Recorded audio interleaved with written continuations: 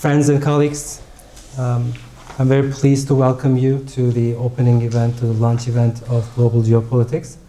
My name is Efe Can Gürcan. I am the editor-in-chief of this journal. My colleague here, Serdar Yurtiçek, is the managing editor of Global Geopolitics. I mean, just a few words about myself, just to give you a personal background. I'm affiliated with Queen's University, Belfast, in the UK. And of course, I also have several other affiliations, but most importantly, I am a member of the executive board of Youth Academy at the Turkish Academy of Sciences, and also an associate editor at the Journal of Labor and Society, which is a Web of Science journal published with Brill.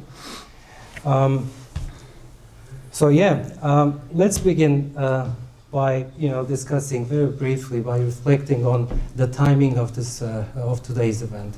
I mean, today we're meeting at a moment of profound change, like major transition, and geopolitics is once again moving on the headlines, on the forefront of our agenda.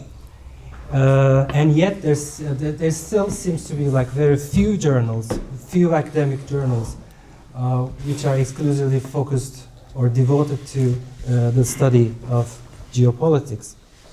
And actually, this is one of the main reasons that we decided to launch this journal. I mean, to respond to this growing demand in such an environment.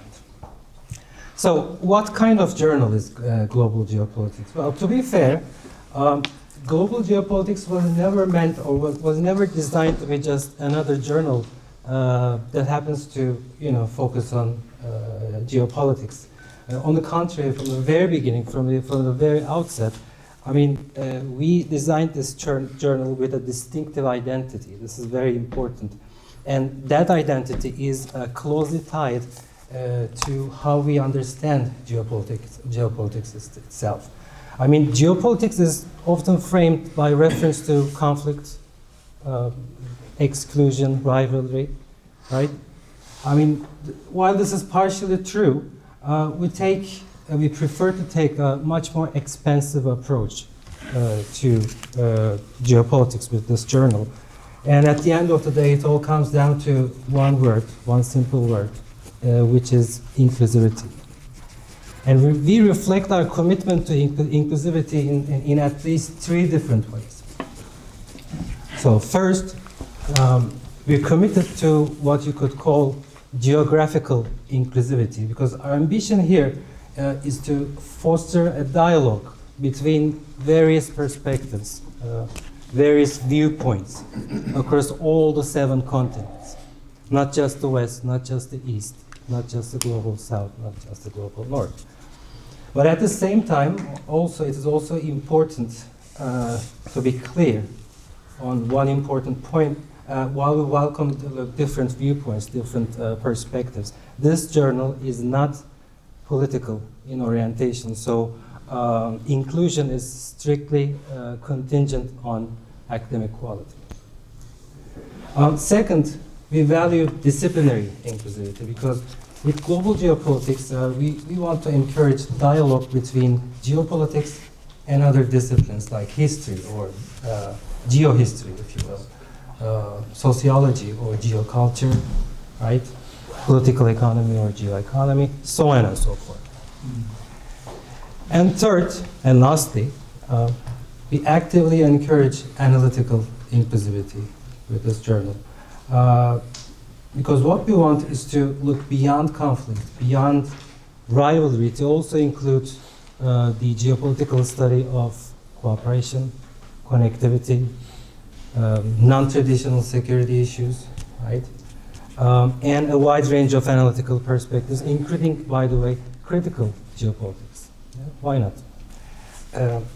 So all in one, in Global Geopolitics, the term global is not used in the same sense as globalism.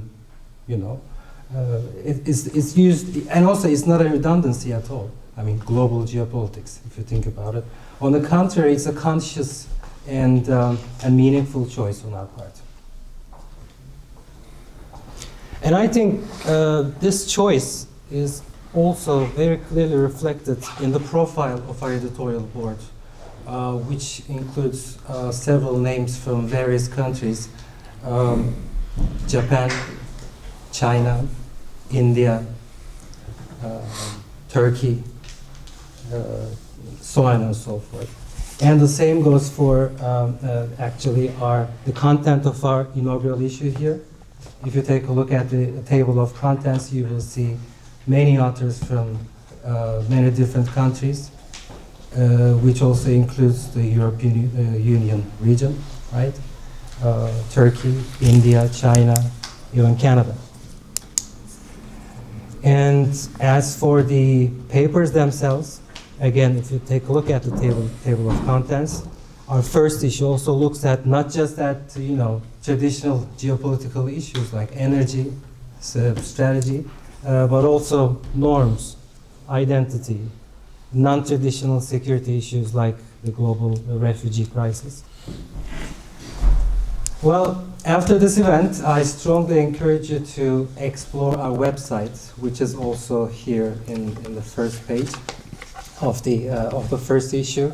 Not just because all the submissions are handled through our website, but also our website contains our principles of transparency and best practice, which conveys the very essence of our approach to academic publishing. For the time being, our journal will only be focusing will only be featuring research articles, original research articles. And going forward, we will be publishing both special issues and regular issues. But in either case, we also strongly encourage you to volunteer as a potential author, to volunteer as a guest editor for a special issue of on a topic of your choice, of course, to suggest themes, topics, and authors. And beyond the journal itself, well, we also plan to continue organizing workshops and lunch events such as this. But as a print journal, we have set some clear milestones. And most importantly, of course, our first goal, our first milestone will be to join the directory of open access journals, in other words, the DOAJ index, which happens to be the most prominent index when it comes to open access publishing. And we will do that after publishing at least 4 issues. That's a requirement. And in the medium to longer term, of course, we aim for inclusion in Scopus first, and then hopefully Web of Science. Now, without further ado, let's move on to our keynote speeches. Right? We are very fortunate to have 4 keynote speakers this evening. And our first speaker is Professor Alexander Rahr, a well-known foreign policy and expert and historian with many years of experience in both academia and policy, including at the German Council on Foreign Relations. And he is also a recipient of the Order of Merit of the Federal Republic of Germany. Our second speaker is Dr. Christopher Mott, a Washington Fellow at the Institute for Peace and Diplomacy, and his work focuses on, if I'm not mistaken, of course, historical geopolitics, from our conversation earlier in the morning, grand strategy and multipolarity. Our third speaker is Professor Jagannath Panda, head of the Stockholm Center for South Asian and Indo-Pacific Affairs. And he happens to be one of the most prominent experts in Asian affairs. And finally, we'll be hearing from Thomas Fazi, right? A renowned media producer and a writer from Italy, who is best known for his influential documentaries and best-selling books. on many topics. Don't know about the best-selling Also including, also including neoliberalism and the military-industrial complex, right? Yeah. And to keep things focused, I suggest we keep our presentations for around 50 minutes, for no more than 15 minutes. And after the presentations, we will have a Q&A session or an open discussion session, if you will. But if you run short on time, well, we can continue our conversation informally at the cocktail reception. And also, before we move on to the presentations, I'd like to thank Professor Rahr and his organization, the Eurasian Studies Society. I cannot pronounce your original name in German, unfortunately. And also Harici for co-hosting this event, right? Now, it is my pleasure to invite Professor Rahr to open our keynote session. Mr. Rahr. Thank you for inviting us. Thank you for your speech. Our pleasure. I think we have to exchange, first of all, views, because we don't know each other. A lot of academics are here, but also politicians, journalists, and we need a common agenda on this journal, I would say. When I got the call from Mr. Akuc, I was invited to come here with our organization, the Eurasiengesellschaft, the Eurasian Society, an institution which has been formed 5 years ago in Berlin. I would be bluntly, it was before the war started, but it was founded as a means to project the right ideas, the ideas of realpolitik, of geopolitics into the German society. Because myself and those who joined me figured out that the German think tank institutions have become obsolete in this manner. Germany, but also some other European countries are now focused to 100% in their view, in their analysis, in their policy on so-called liberal values and nothing else, and on morale, on portraying the world from with the eyes of the more right West. And it went okay for the West to have this kind of projection over the past 25 or 35 years, when the West was united, the West was strong, we didn't have so many conflicts, neither with Russia nor with China in the sense.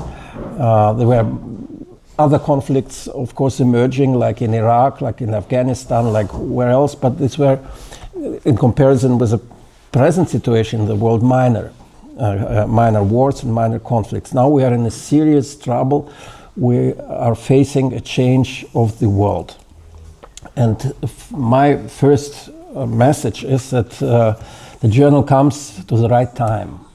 The journal, where I would a little bit disagree is that you said we don't want to focus or conduct political analysis. No, the times of today are forcing us to try to become more political and not only academical, but transfer the political mind and the political understanding, realpolitik, geopolitics, and into the societies to broaden our readership and find also people who sympathize with us, understand us. We need to bring certain ideas forward into the public, into politics, into the economic circles. Such an instrument which the journal could become in this matter is really needed. In Germany we have nothing of this sort, yes. In America, yes, there are many journals, very, very serious scholarly news journals and academic publications. We lack that. We even lack, unfortunately, people like Mersheimer, United States, or Jeffrey Sachs here in Germany, who could present on television, in books, in literature, on the political stage, an alternative or a real political view on things of the world. This is being, especially in Germany and France and in some other European major countries, very much limited. You are practically allowed to be in the mainstream only if you join this club of liberal value politicians. And if you don't, if you are critical of this approach, you're out. I think I saw Mr. Lüder somewhere. He may comment later on that as well. I think he had been also some kind of, like some of us, victim of this approach in Germany. And here we see, when I talk to my colleagues about the global geopolitics project, and our first aim was, yes, we join you if you invite us with our expertise, with our good people and scholars who are part of our society, because we are a society, but we are also a think tank which is producing papers. If you go on our website, Eurasiengesellschaft, you see how many interesting projects and meetings and conferences so we had over the past 4 years. And but still, I repeat myself, the aim is, of course, to be more than only, or to do more than only joining an academic society, an academic circle of, sharing opinion on some scholarly research. We need, in times, and we are today, to do more. We have to project these ideas into the broader public and reach politicians, and reach out as far as possible also in other countries, and maybe with time being through the global geopolitics and other journals which may follow soon because time changes, we could start changing the academic and political face of Europe step by step. It will come anyway, but we have to be some kind of pioneers. This kind of research and work is really needed. And second thought is geopolitics and with whom we should cooperate. I think you did it already in your speech, and I think everybody understands this and acknowledges this and agrees with your assessment. I would like to make the focus on the BRICS countries. I think that these BRICS countries, they have the potentials of becoming new poles in the world. I know that some other, like Mr. Ossenkopf, has also this journal Multipolar World. He will hopefully join us also in this approach. We understand here among ourselves in our circles that there is a lot of need and essential need for Germany and Europeans to get closer to the BRICS countries. Not only trying to forge a dialogue with them, but to understand the culture and the political thinking in these countries, because this will matter. Only by doing this we can sustain peace and cooperation in this complex multipolar world. Something which is not seen as essential, something which is not seen as important by the German elites, what I think is a big mistake. And from my perspective, it would be very important to have also the Russian thoughts in the journal, which we could provide if you at this present moment have problems, or if we have problems to invite because of the sanctions and all the restrictions with traveling people from Russia, academics from Russia to our meetings, and we can provide this Russian thoughts to the journal.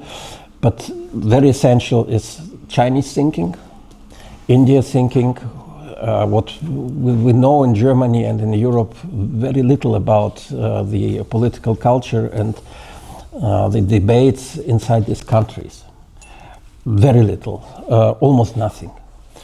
But that has to change. And I think here, through this bridge, through the Global Geopolitics Journal, we will reach out to the right audience, and we'll do the right things also on a global scale, I would say. And for me, I mean, I think every one of us should maybe very shortly present himself or herself, so we would know with whom we are cooperating with. I worked for think tanks in 4 different countries. This is what I can say about myself. Starting with the Research Institute of Radio Liberty in a huge institution at that time in the 80s in Munich. And I worked for the RAND Corporation. I worked for the German Council on Foreign Relations for almost 20 years. In a time when cooperation with Russia, Ukraine, and Central Asia, and by the way, Central Asia is also something what we should deal with very necessarily. And then also with Russian institutions like the Diplomatic High School and the Vyššia Škola Ekonomika, the High School for Economics. So the network is big. Contacts are there.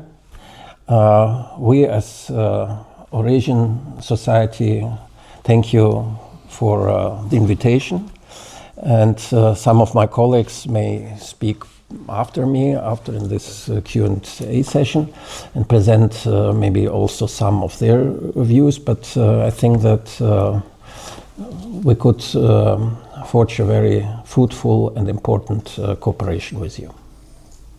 Thank you.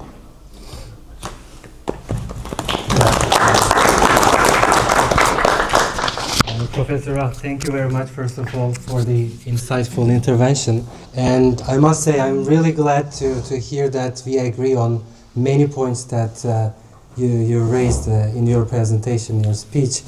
I have to emphasize that, you know, we are open to any ideas, especially alternative ideas, as long as they're supported by rigorous research.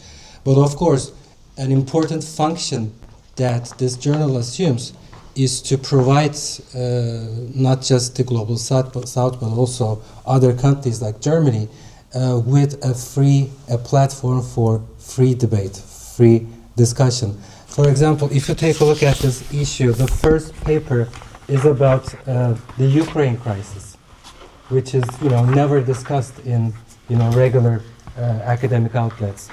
And it is, to me, it's a very balanced and, both analytically and, empirically very strong paper. And we are very proud to have published this paper, especially. So yeah, we have, a great opportunity for a closer cooperation with Germany as well. Let's move on to our second speaker.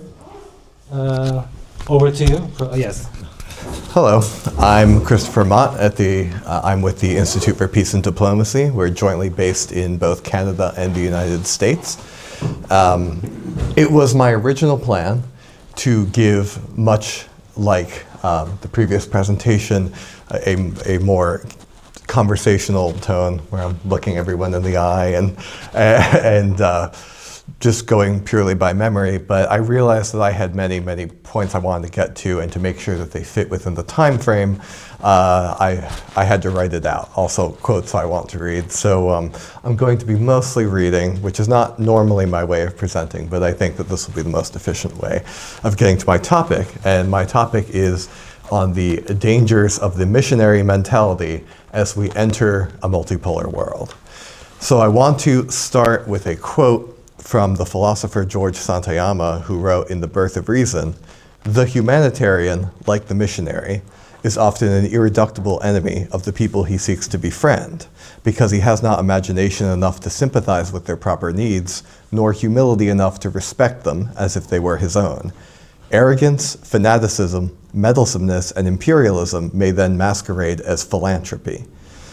Now, I think this is a very important thing to keep in mind as we move away from a world order that is primarily dictated by a singular power, or even by two powers, as it was in the Cold War, who have competing ideologies. My contention is that the more power poles there are in the world, the less ideological consensus there will be, and so it is good for the world to move away from attempting to force an ideological consensus and move more towards regionalism and pragmatic compromise. Now, when we talk about these subjects, it's become kind of customary ever since perhaps maybe the Great Recession. I'm not exactly sure when it began, but we often begin these talks by bringing up poor, unfortunate old Francis Fukuyama and how his predictions seem so euphoric in the 1990s and how they haven't really been borne through. I think that that's fair. He was clearly wrong about a lot of things. But we're even giving the argument that he made a bit too much credence by saying there was ever a time when history ended, even if temporarily. I would say that no such thing has ever occurred. History never ends, and the churn of events just keeps going on and on. But this view was very, very popular with many people in the governing elite of many countries because it flatters their self-conception as protagonists of the story. It's a hangover from the book of the Revelation. Human history is held to be a kind of moral fable, leading inexorably to a singular outcome where good and evil are judged by universal standards. And of course, who's the jury here? The imperial administrators, if you will. So when this young earth creationist vision of geopolitics inevitably fails, the prophets of doom descend. Heaven, having failed to arrive, has become replaced by hell. We are to be tormented in a pit of fire forever for having come up short of our supposedly saintly potential. But this counter-vision of gloom and doom, when faced with the reality of the breakdown of the so-called end of history, is also idealistic. It is also off the mark. We are not entering a new dark age, we're entering an age of opportunity, albeit perhaps a dangerous one. So the unipolar moment was a freakish occurrence. Other powers, like the Mongols and the British, once tried, and they came close in their context and their time periods. But the inability to leave the Eurasian landmass of the former, and the continued existence of proper peer rivals in Europe for the latter, meant that not even they reached the heights that the United States enjoyed for a brief moment after the fall of the Soviet Union. And yet, here we are, this too has passed. This singular moment has gone away. It was not all very long. It lasted at most 20 years, I would say probably even less. And we've kind of seen, but we see shock at its retreat. And I think we have to deal with that shock as countries that weren't so beholden to this ideology have actually proven much more robust in adapting to this post-North Atlantic world. So the question arises, if we understand that 99% of human history was effectively multipolar, which it was, the vast majority of human history, it is normal, in fact, not to have a singular order, then how do we most constructively learn to be normal again after having bathed in the mentally stultifying lies of a universal human destiny? I would argue that the key lies in seeing things less as multiple poles contesting a shared future, and rather as true polycentrism. There is no shared political journey. The future will be as divergent as the past was. With strategic foresight, however, this is not necessarily a bad thing. An assumption we have inherited from the discredited liberal international order that should be fought is that to acknowledge political divergence is to embrace a kind of zero-sum expansionism. If one group doesn't have something, it loses it, is the assumption. All or nothing. But the majority of stable and lasting power politics in diplomatic history is not this at all. It is the creation, maintenance, and navigation of a balance of power, creating no doubt temporary islands of calm in a chaotic tempest of stormy seas.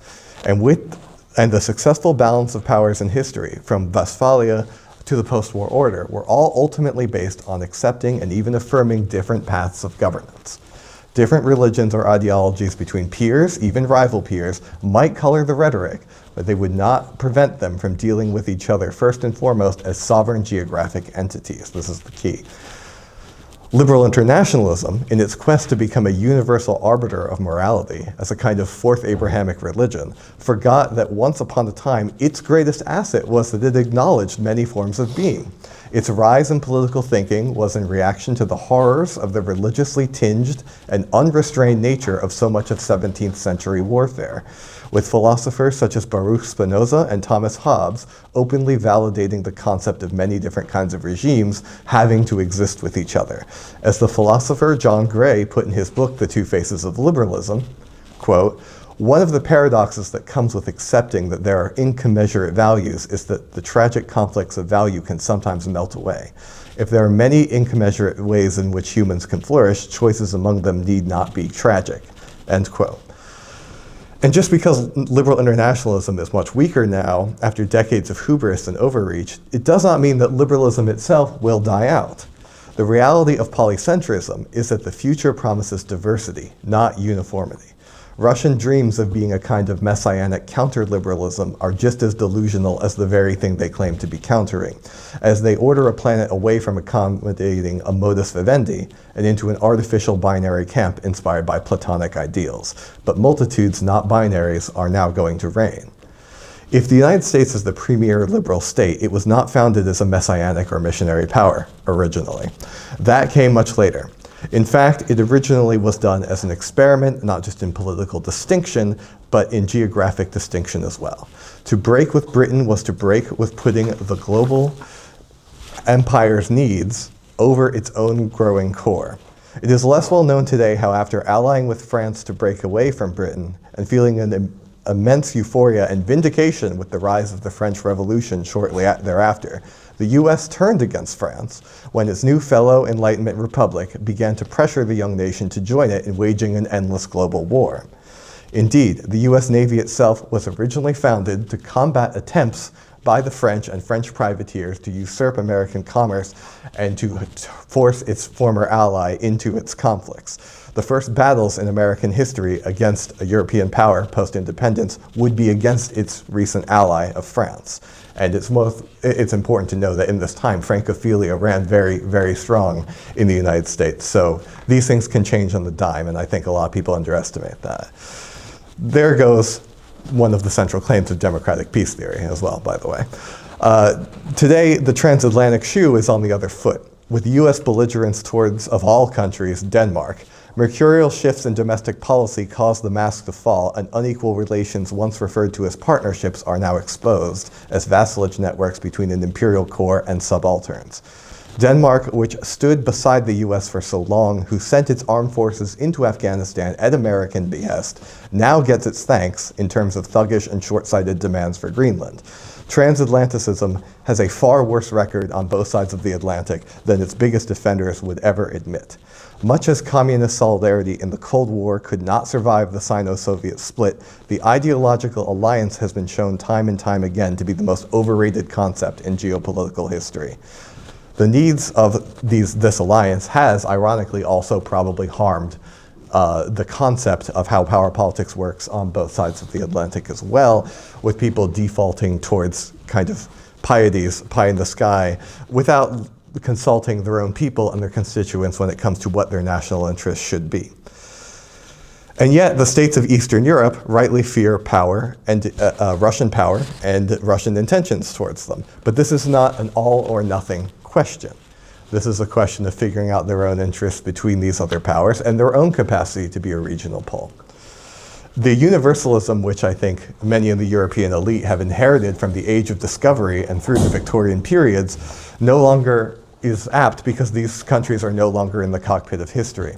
They must contend with what they were before Columbus, Asia's westernmost peninsula, a region like any other. But this could be a liberation rather than a curse. Free of the delusion of being missionaries of global telos, Europeans can now rediscover the imperative virtue of having a specific geographically located interest. They can have, as Phil Cunliffe would say in his excellent book on the national interest, an actually comprehensible internal debate on what is feasible and what is not. An open contestation between citizens and politicians of what is in their collective best interest. It is something they seem to have forgotten how to do under the umbrella of American power.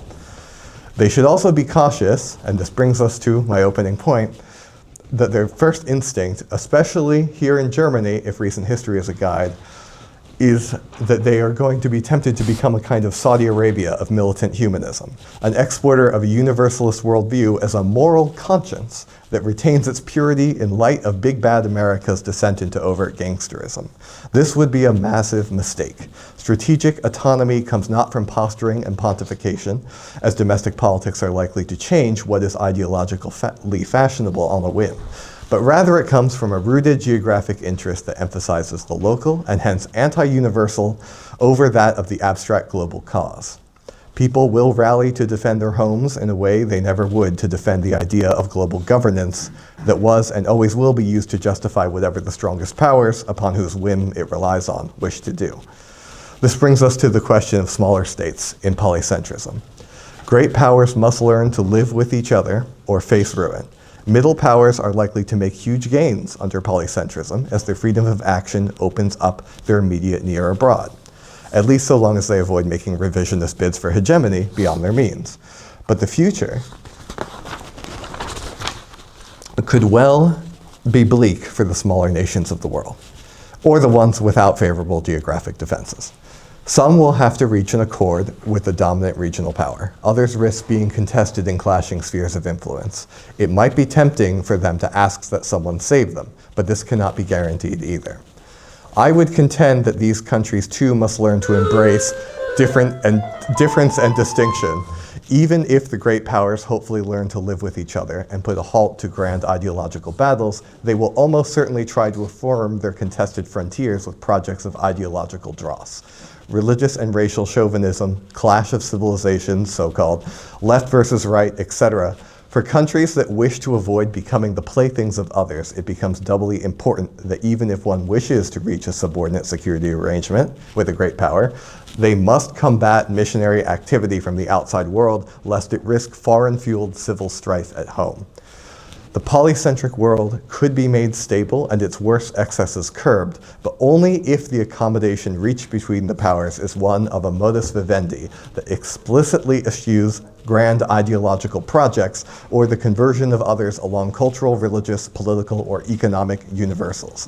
Otherwise, whatever benefits there are from returning to the core bedrock of stability, which is geography and national interest, will immediately be squandered by supremacist factions who have no interest in stability. All orders are temporary and become obsolete, of course, so keep this in mind.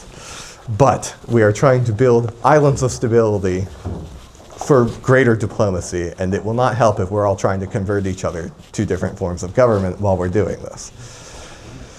The context of the Eurozone today is vastly different from many of the examples I have just cited historically. But I think it's important to recognize that in the 21st century, European states are economically subordinated to US interests in a way that harms their capacity for independent action, but so integrated that it will take cautious long-term planning to make a pivot away from dollar dependence and security networks. But I suspect we will see a variety of different strategies emerge from the different states in Europe, some of which may not be successful, but others will be fascinating to look at and might even be strategically inspiring. We have little control over the vast bureaucratic entities of the modern state in the chaos of events. But by purging ourselves of the missionary mentality, we could begin the process of making the world more habitable and conducive to diplomacy. Caring about the physical space around us goes far further than caring about abstract universal idealism ever could. The energies of activists and reformers could be spent responding to their actual constituents. Change always starts at home. Every country with remotely natural or defensible borders has now been given the opportunity to find divergent ways to secure their sense of self-interest and security. Many will fail, but the more that embrace localism and anti-universal paths to security, the more viable non-aligned buffer state option becomes.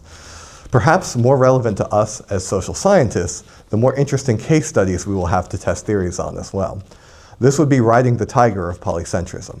In a world of many shrines to different genius loci, it is best not to adhere to a universal church. Psychologically, the North Atlantic may be the least prepared region of the world for this shift today, but if they want to avoid future calamities, they would be wise to prepare themselves for this divergence. But this quest for reasoned distinction is not alien to the North Atlantic, merely to its modern descendants. If I may close by quoting at length from George Washington's so-called farewell address, which was a good advice for a new and young republic then, and it's good advice for many people contemplating a foreign policy pivot today. Start quote, "The great rule of conduct for us in regard to foreign nations is extending our commercial relations to have with them as little political connection as possible. So far as we have already formed engagements with them, let these be fulfilled with perfect good faith. Here, let us stop. Europe has a set of primary interests which to us have none or very remote relation." You can substitute in America for that from this side of the pond. "Hence she must be engaged in frequent controversies, the causes of which are essentially foreign to our concerns. Hence, therefore, it must be unwise in us to implicate ourselves by artificial ties in the ordinary vicissitudes of her politics, or the ordinary combinations and collisions of her friendships or enmities. Our detached and distant situation invites and enables us to pursue a different course. If we remain one people under an efficient government, the period is not far off when we may defy material injury from external annoyance, when we may take such an attitude as will cause the neutrality we may see at any time and resolve upon to be respected, when belligerent nations under the impossibility of making acquisitions upon us will not likely hazard in giving us provocation, when we may choose peace or war as our interests guided by justice shall counsel. Why forego the advantages of such a peculiar situation?" End quote. So in short, reject Baerbockism, embrace situal realism. Thank you.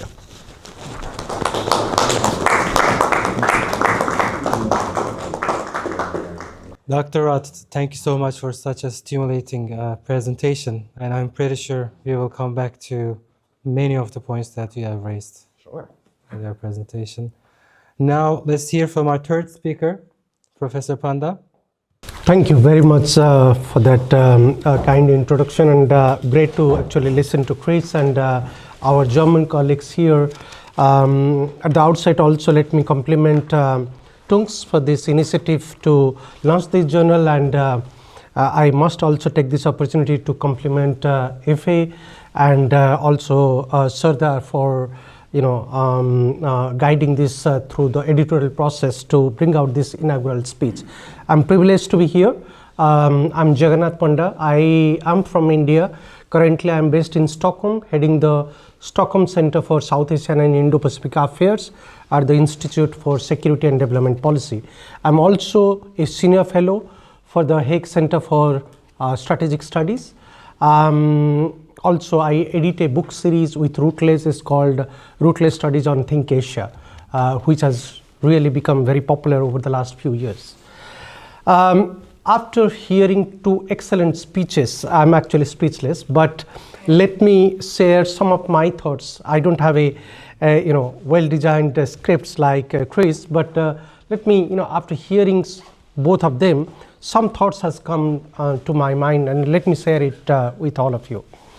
I think first, again, compliments to FA, Sardar and Tunks for this journal about the title, Geopolitics, which is, global geopolitics, not really, just simple geopolitics, because there is a connotation attached to the term global. And this connotation is, here we are primarily talking about intersect of different politics in the global platform.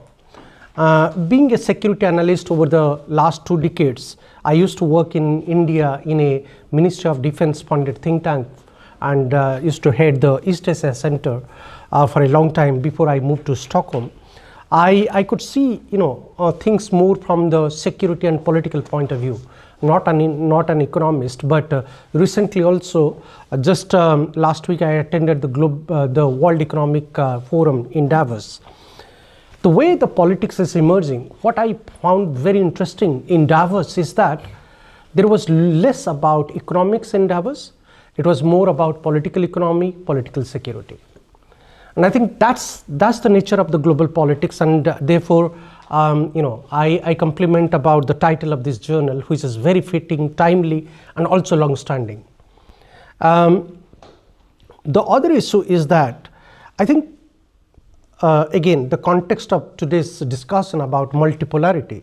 And I think at the outset, let me also draw this difference, because we often try to use multilateralism, multipolarism, and multipolarity in a very confused manner, without really understanding the fundamental difference that exists, and that's the defining nature of global politics today. Being a student of political science and security analyst, I do draw a distinction between these three concepts or terminologies quite vividly. One is that if we talk about multilateralism is a process which actually establishes a network among the powers. And it's an established platform that we talked about. If we are talking about a formal process, then it's a formal multilateral process we are talking about. But there are also many multilateral processes which are informal in nature. For example, Quad. Quad existed before Trump came and tried to put it slightly on in the background. Quad is not probably a formal kind of established multilateral platforms, but there has been official mechanisms and meetings. So multilateralism is essentially a network of powers, and it is an established or non-established platform to establish that network of powers. Then it comes to multipolarism. What is multipolarism? To me, multipolarism is structural in nature, and it is the structural base for powers. And today, when we are talking about the multipolar nature of the world, essentially we are talking about how the emerging powers has become more powerful. There is developed power or established power, but then there are also middle powers, there are also emerging powers, and they actually make this world multipolar. So it's a established structural base for powers. What about multipolarity? I think multipolarity is the substructure of multipolarism, and it is the platform through which power is distributed. So multipolarity is the medium where powers assemble together, and they distribute and share powers with each other, establishing a network. So there are three of these variants are there which are critical to today's global politics. And I'm glad that our German speakers highlighted about BRICS, which is very unique, and I completely agree with you. BRICS is unique in the sense that it is a established mechanism in many sense. Today we have a BRICS Development Bank. It also assembles powers. It also distributes powers. So BRICS is unique because it brings together all of these three dimensions, and therefore we are probably unable to give a proper classification to multilateralism, multipolarism, and multipolarity, and sometimes we use it confusingly, which is quite acceptable. But then I think that is also quite unique, and that is also quite distinct in today's politics. There are many forums are coming, or multilateral mechanisms are coming, which could actually fit in every sense in all of these three typologies of power structures. The other example I could cite similar to BRICS is AIIB, Asian Infrastructure Investment Bank. If we talk about Asian Infrastructure Investment Bank, it doesn't have a particular trend. It doesn't have the same set of BRICS countries. It doesn't have the same set of Asian countries. It doesn't have the same set of only rising economies. AIIB brings together a set of countries, both from Europe, from Asia, and elsewhere, to actually put it together. So there are a lot of established emerging mechanisms are there, which actually fits in various strata of power. And that actually makes this journal very interesting in the sense that we would be actually talking about themes, issues which are global in nature, and drawing that intersect that the politics brings in the global platform. The other way of looking at today's current global politics, and this is also, I wrote a piece just 2 to 3 days back in the Diplomat after attending the Davos Forum. And this is an interesting politics which is emerging, and particularly the Davos Economic Forum explicitly made it clear that there is nothing called West today. All this while we have been debating that there is a world exists West versus East. There is a world exists between global North and global South. But what actually last week's Davos summit made it clear, and if we hear Trump's speech, if we hear Prime Minister of Canada Carney's speech, and also European Union leaders' speech, and many others leaders' speech, there is nothing called West today exist probably. And that's the interesting thing. If West does not exist, then can we really say that there is a fight exist between West and East? Probably there is no fight.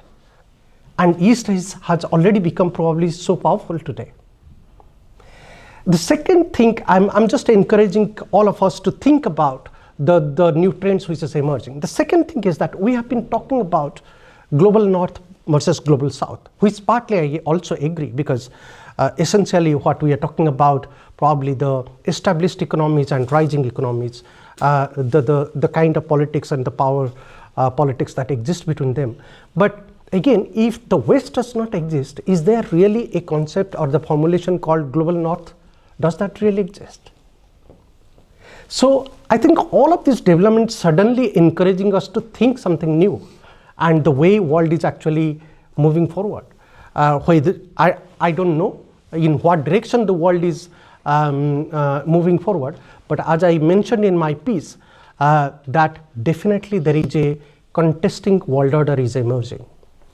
And this contesting world order could be very mixed, very confusing, and probably one country you will come to see having partaking in many other typologies of order. One example I will give, and this is an interesting example which has also happened over the last couple of days. For the first time in the history of India, and being from India, I thought I'll just share it with you because this is an interesting, I was planning to write something. In the first time in the history of India, in the Republic Day of India, which was celebrated on 26th of January, 2 European Commission's leaders, Council's leaders were invited as the chief guest. And it has never happened before. This was the first time it happened. And it also explained that how there is a special chemistry is emerging between European Union and India today. And there is a lot of talk about signing the FTA, which has been successfully concluded, and hopefully it will be signed and ratified in the process in the European Parliament.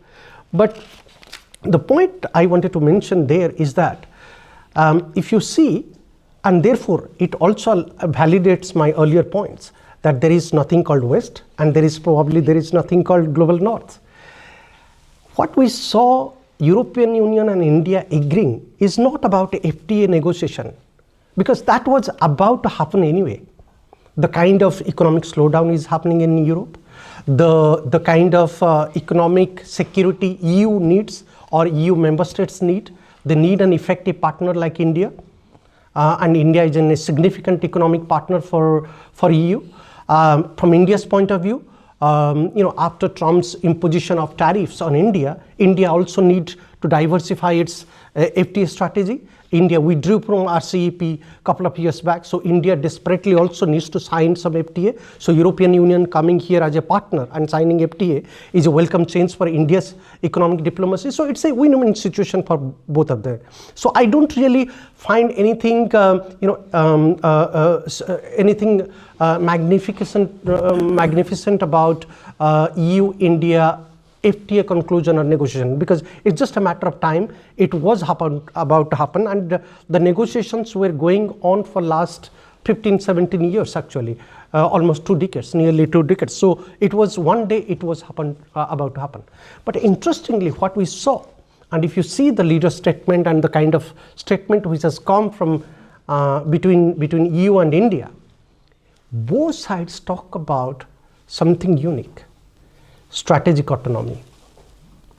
And I think that is one interesting aspect which also makes our journal quite unique, and I again compliment the chief editor, the managing editor, and the founder of this journal and the initiative, because the world is moving towards a period where every country wants to have its own autonomous status.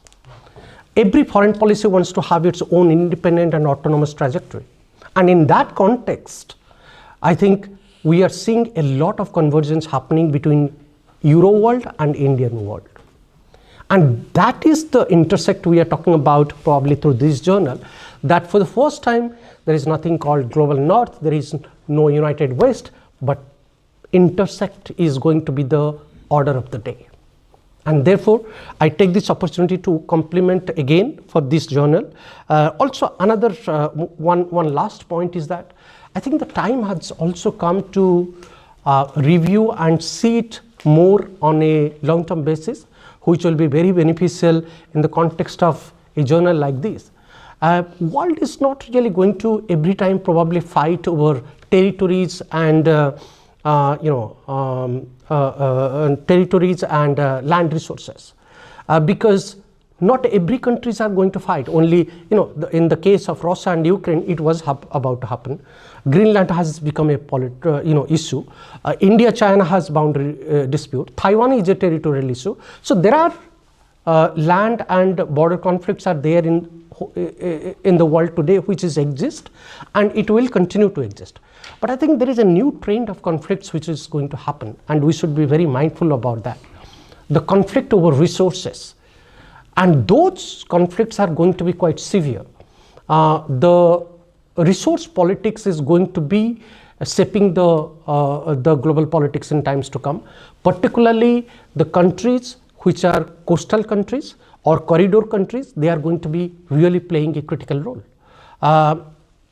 Even though some of these countries are very small, they are limited in terms of geography and their own resources, but they are going to play the most decisive role. Be it countries like Myanmar, Bangladesh, Sri Lanka, Maldives, they are going to be quite critical for the future of Indian Ocean. So each of these coastal countries or smaller countries in the coastal regions, they are going to be much more powerful, and I think the future politics is going to be determined over the resource conflict, which is going to be the order of the future world politics. With this note, I think I'll stop here and probably again compliments to all of you for this journal, for this today's workshop discussion. Thank you. Major dimensions, the key dimensions of today's world politics in terms of multilateralism, multipolarism, and multipolarity, but also like how you described the blurred boundaries between the global north and the global south, which kind of resonates with Amitav Acharya's framework of global IR, global international relations, which supplements and also transcends the so-called non-Western IR framework, which in this case would also include countries like Germany, for instance. And also how you conceptualize the global by reference to intersections and also autonomy, or the dialectics between autonomy and intersection. Thank you. Now, last but not least, our final speaker, keynote speaker. The floor is yours. I also want to thank Tunç and Global Geopolitics for the invitation. It's a real pleasure to be here today. I'm the only non-academic among the keynote speakers. As Hefe said, I mostly work as a journalist and as an independent researcher for some think tanks, especially a Hungarian think tank based in Brussels called MCC Brussels. But I do write a lot about geopolitics, so hopefully I can bring a non-academic perspective to the debate. I think I'd start by saying that this is, clearly not a crisis like others that the world has experienced over the past century or centuries. I think we're living through what is arguably the greatest geopolitical transition in human history. What we are witnessing, what we've witnessed is effectively the end of 500 years of Western economic, political, and military global hegemony, which for the past 30 years, following the Cold War, has manifested itself in the form of absolute and challenged US Western global hegemony. That world is clearly over, and I think the mega trends concerning multipolarity are quite clear to all of us, and I think, and so I don't think there's any need to get too much into detail about that. And I think that all things equal, the likely trajectory of the global rebalancing of power would be fairly easy to predict. We would continue to see the rise of the non-Western world and the relative weakening of the power and global influence of the US and the wider Western bloc. I'm not sure I agree with Professor Panda that there's no such thing as the West anymore. I still think there very much is something that I would call the US-led imperial order, and I think European countries, despite the rhetoric that we're hearing these days, I think are still very much within that order. But we can discuss this more later.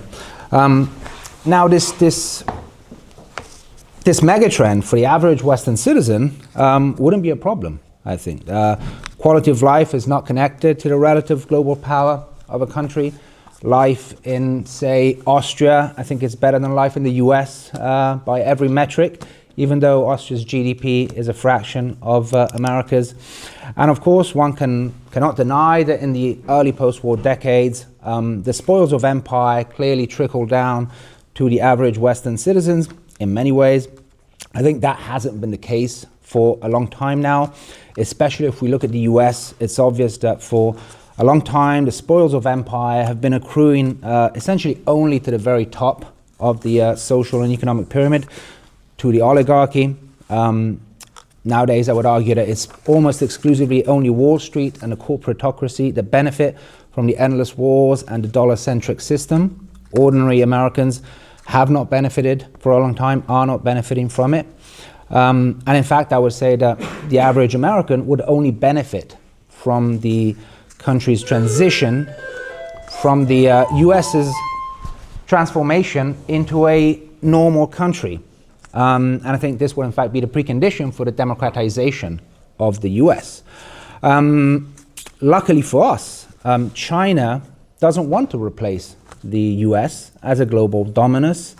It subscribes to a genuinely non-hegemonic worldview, and I think there are centuries of Chinese practices and literature to confirm that. So this is good news. It's not good news for the US and Western oligarchy more in general. They would definitely lose out from a decline of US and Western hegemony. And this brings us to the major problem that we face today on the planet, which is the US and broader Western elites' unwillingness to accept this transition to multipolarity. For aforementioned material reasons, but I would say also for entrenched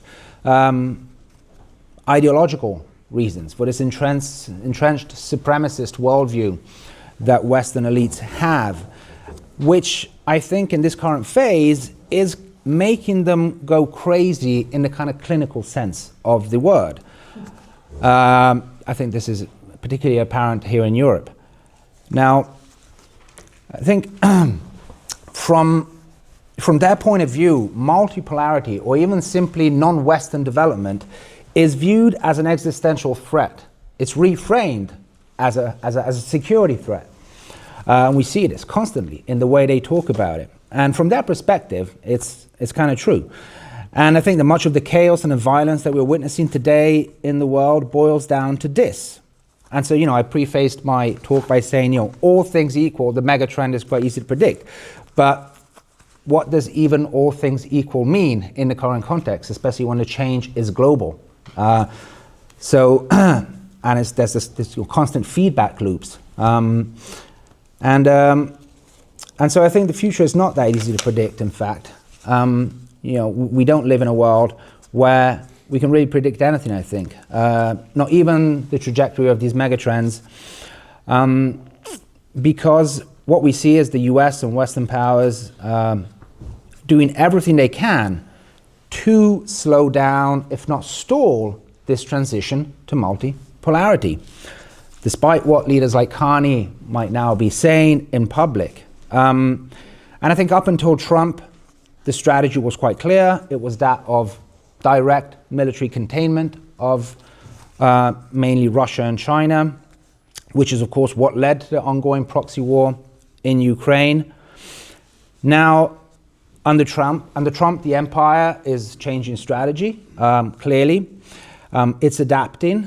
Now, even talking of strategy when it comes to Trump might seem like an exaggeration, because it often seems like there is no strategy. His actions often seem totally erratic. And I think, to some extent that's true, but I also think that's partly by design. I think that chaos in Trump's mind, in Trump's strategy, is part of the strategy itself, to always keep other countries guessing about what the next move will be. There's this constant contradiction between rhetoric, what he says, and often what he does. He often says multiple different things at the same time. And I think so, maybe I'm reading too much into Trump, but I think this is partly a deliberate strategy of kind of engineered permanent chaos and destabilization. It's not much of a strategy, but I think that's kind of what they're aiming for at the moment. And the aim is clearly, from my point of view, to slow down multipolarity, slow down this transition. So, to use a technical term, fucking shit up for Trump is kind of part of the strategy. And they're doing this, and again, if we analyze Trump's actions, we can clearly see that there is a certain level of coherence, there's a logic. He's not attacking random countries, he's attacking weak links in the adversary's system. And so when people went through the US national security strategy and very optimistically said, oh, this is Trump embracing multipolarity, because he was actively stepping back from direct engagement with China, and obviously he's engaged in negotiations with Russia. But I think it's a tactical change. He realizes the US doesn't have the means to engage militarily with China at the moment, but the aim remains to slow down China's rise by targeting the weak links in the China-led system. Venezuela, Iran, these are all allies of China and of course Russia. And so and I think there's an even more coherent strategy if we go a bit deeper. If we look at the countries that Trump is targeting, and I would include in those countries European countries themselves, not just because of Greenland, but because of the long-term push to entrench Europe's dependence on American gas, to substitute Europe's dependence or reliance on Russian gas with a complete dependence on American gas. This has been a long-standing US kind of strategic aim, which has now been completely achieved. And we can see that there's a pattern here. All these focal points have to do with energy. And on this point, I very much agree with Professor Panda. We tend to think that, we understand the wars, the post-9/11 wars, the wars of the early 21st century were all about energy. But now we kind of think, despite Trump being so open about it, we're just going to go and take Venezuela's oil. I think we're often lacking the bigger picture. It's not just about Venezuela. We know that much of the entire US post-war foreign policy was about controlling oil markets, physically and financially. And that wasn't just about obviously procuring oil for the US itself, although that was part of it, but also, and perhaps even more importantly, about bolstering the dollar hegemony, of course, through the petrodollar system, but also controlling other countries by controlling the physical and financial choke points of the oil market.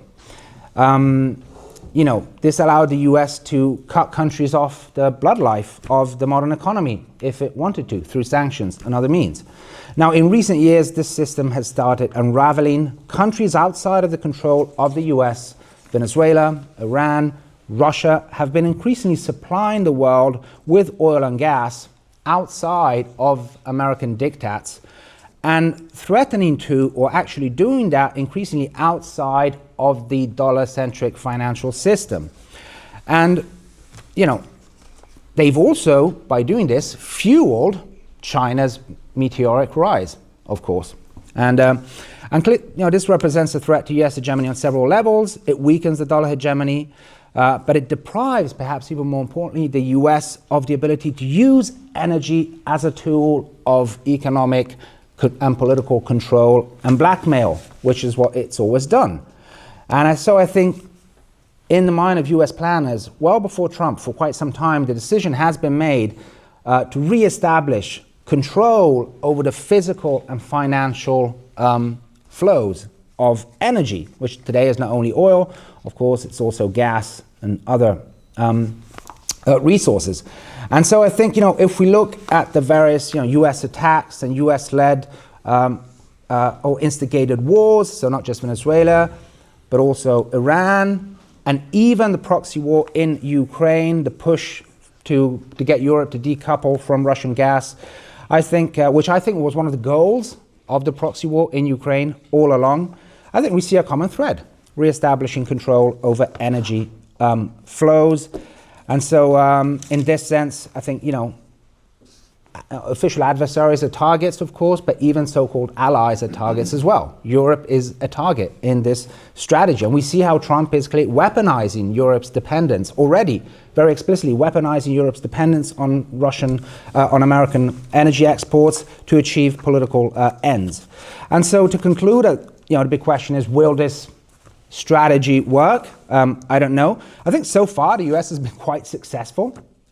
I mean, managing to get Europe to, you know, do a 180-degree turn in its energy policy from taking cheap, reliable gas from its neighbor and now taking much more expensive, unreliable, and politically weaponizable gas from America is an incredible achievement for a country that's supposedly, you know, erratic and, you know, lacks strategy. But also, I mean, taking out Maduro and, you know, the threats against Iran.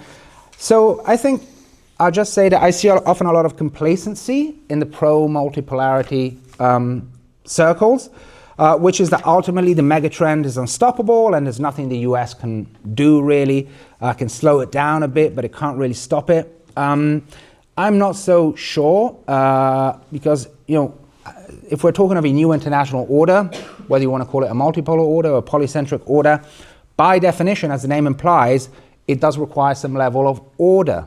And so I think by engaging in permanent disorder and destabilization, I think the US and its vassals can create a lot of problems for the BRICS, and I think they are already. And so I'm not sure that China's approach of avoiding confrontation with the US at all costs will pay in the long run. But I guess time will tell. Thank you.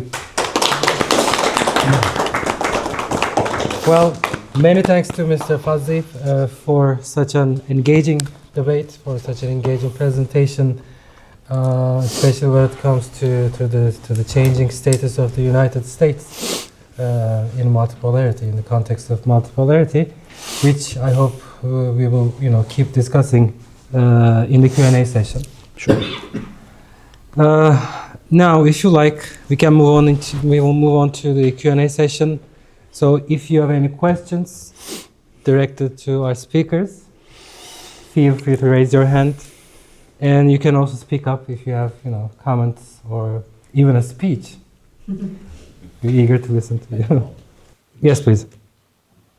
Thanks very much for the very stimulating presentations. I guess I have a question about, I was thinking economics, although I guess Bill's panel about geopolitics during the sure that was forum was curiously not addressing the question of economics, but rather was concerned with security and geopolitics itself. And I wonder what that says about either the emerging multipolar world attempts to disrupt it or forestall it. First of all, how do the panelists understand this emerging order and economic terms? I mean, is there consensus among the various powers about what type of economies will be they will be overseen. What it sounded like to me, and in case was that there's some understanding that this is going to be defined for a time by political military investment and political military competition. But what type of economy calls for that response? So those are two aspects of this question of economics. What type of economy we're looking at, in the medium term or long term, and if there is indeed consensus among the various powers about that question. I'd like to take a stab at that. I mean, a partial stab, because I can't fully answer that. But I think that you're definitely going to see, and to go back to Thomas's point on that the chaos does have a strategy that's currently happening. I think you're definitely seeing a pivot away from international free trade across the board. And I mean, everyone is going to pivot against that, because if things are becoming, rather than moving into a new order, I think we're at least temporarily moving into multiple different orders, then what people are going to want to do is they're going to want to prioritize pre-existing networks that are separate from the supposedly global network. So definitely expect to see less free trade and more, I would definitely not call it command economy, but definitely more state involvement in anything that involves international trade and resource organization, because everything is going to be justified under the terms of national security, for resources in particular. So the national security clause, if you will, is going to be constantly invoked by multiple powers. Now, this I don't think is necessarily always going to be a bad thing, but when it comes to resources that are specifically harvested in disputed territory, this becomes incredibly dangerous. So if there's underwater rare earths are found in a disputed island chain between Japan and China, that would be obviously a big aspect of this. Or an element of building the gas export pipelines from Azerbaijan, obviously that has some role in the Second Karabakh War. Although that is not the sole or even maybe primary reason, that clearly feeds into it. So you're definitely going to see what I would call state-directed preferred trade methods, which are not going to agree with what private enterprise always thought was the preferred thing. Oh, what's the cheapest route? What's the most convenient way for us to save some money? No, you're going to see much more interest of state actors saying no, go through this route because we control this strait, because our navy is stronger here, because this is more securable, because otherwise you might be open to piracy. There's going to be more of a national security diktat when it comes to what regions people prioritize investment in. So, that definitely doesn't fit the entirety of the point you raised, but I think the first thing that you'll notice is definitely a level of just pulling back from the free market will decide and into a kind of geopolitics and geostrategy entering the market calculations of actors when they look at resources and exports in particular. Yeah, I would just add that I don't think this is a recent change. I don't think we've had a free market ever in the West. We definitely haven't had one for, in the neoliberal era, which has led to, increasing examples of kind of monopolistic concentration at the corporate level. So there's very much planning already happening within the private sector. And so what we have now is a fusion of state and corporate power in the West, especially in the US. And so this is largely also driving a lot of sort of politics, really. In the US, it's very clear. There's almost, there's individuals which run certain companies which hold huge sway over the administration. So this is also an issue. And in fact, to what extent who is driving politics in the West today? It's a big question. Is it, it's clearly not just the political actors. It's not necessarily the public faces of a country or of a government actually making the decisions. But I agree with Chris. Yes, economically, we're going to see a securitization and militarization of across the board. Everything. Yes, and that's the sad part, because the end of the of globalization could be a great opportunity, but we're not seeing Western leaders talk about let's let's invest in this and that, to improve the lives of our citizens. No, we have to secure, we have to, become self-sufficient in this and that and that. So we can't, so our enemies can't, blackmail us or hold us ransom. I mean, this is the language that you hear just as much from Trump as you do from Carney. This is why I think, aside from the rhetorical differences that we saw in Davos, there was a lot. I think we should also focus on the converging worldview within the Western camp. I mean, even Carney constantly spoke of the dangerous return of great power politics. This assumption that, now you've got all these hegemons vying for power, and they're all on the same plane, and middle powers have to navigate this very dangerous situation where everyone's trying to become the top dog. But I mean, that's not a very realistic description of what's happening. So the idea of cooperation isn't really taken into account. The idea is, so this sort of move towards a kind of bunker mentality. And so I think within the Western camp, you've got different views about how to manage this transition. Trump is obviously leading this hyper unilateral view of how you deal with multipolarity. People like Carney would probably prefer a more traditional, concerted, Western wide approach to the issue, a bit less bullish, a bit less open, a bit less thuggish.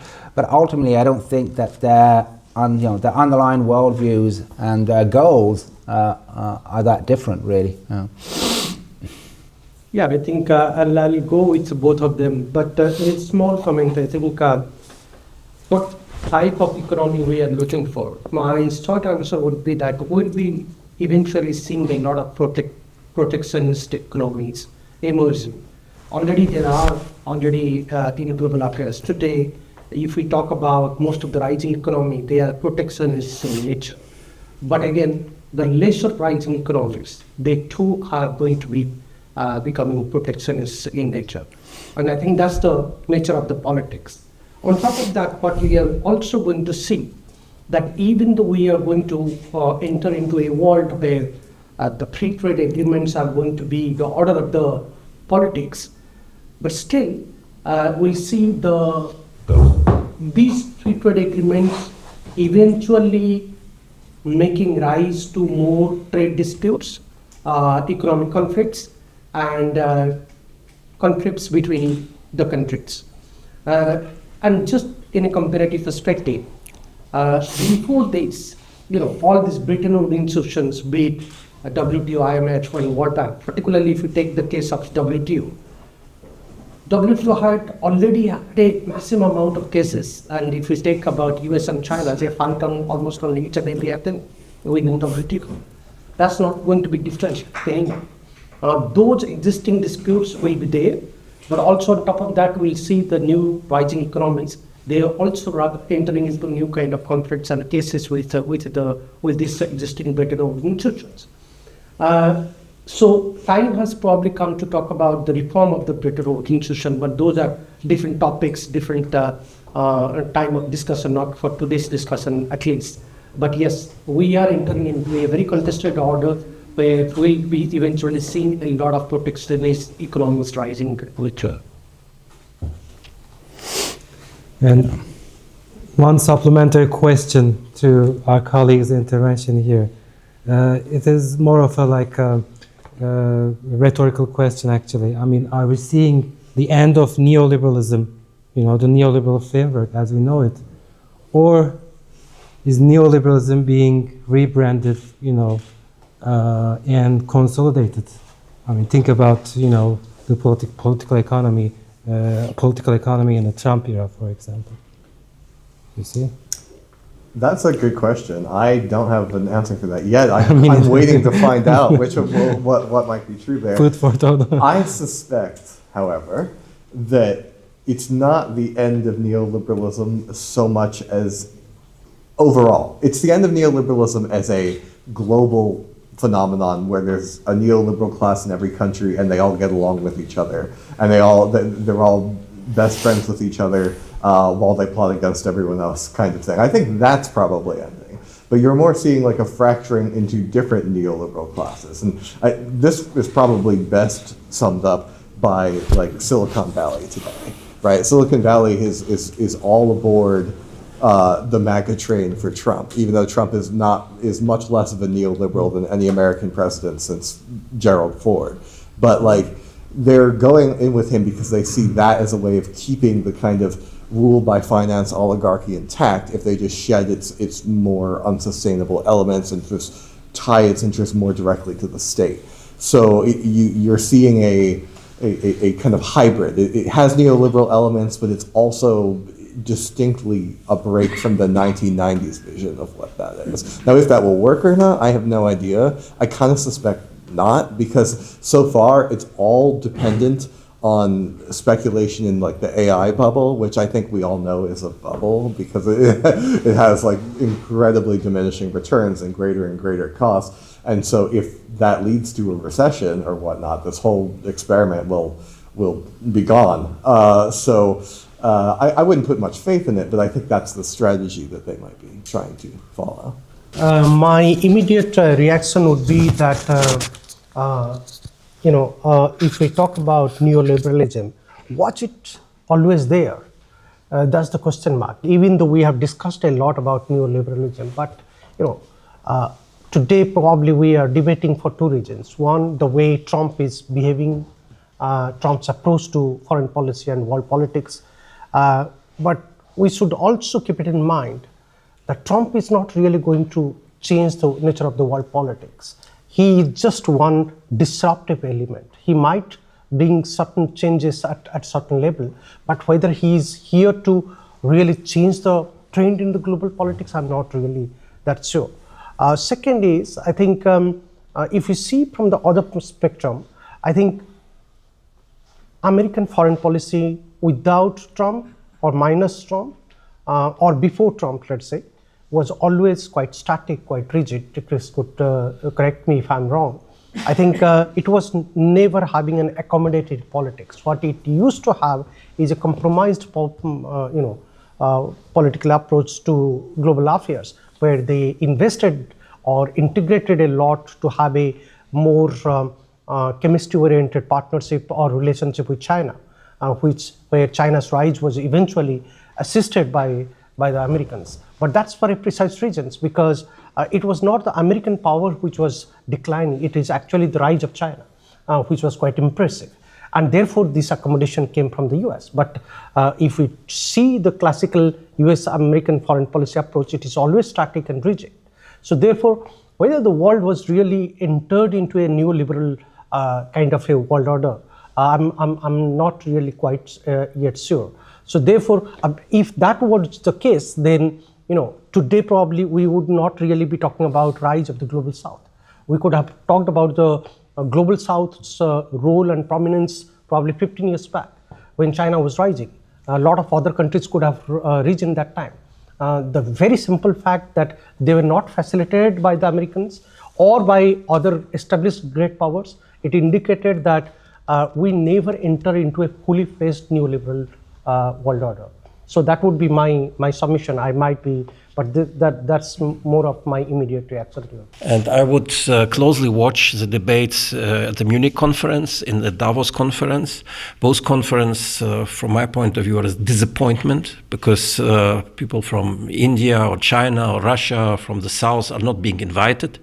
Or if some of them are being invited, then people will not pay attention to what they say, because, and this is an answer maybe what I will give you, the world here in the West, especially we feel it in Europe, is living according to the notion what can't be should not be.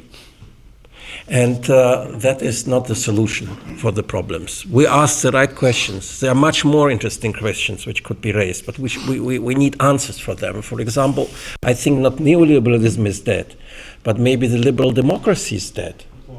By time. Globalization is dead due to the sanction policy of the United States and Europe versus Russia and others. Globalization will not repeat itself. Bretton Woods, it's dead.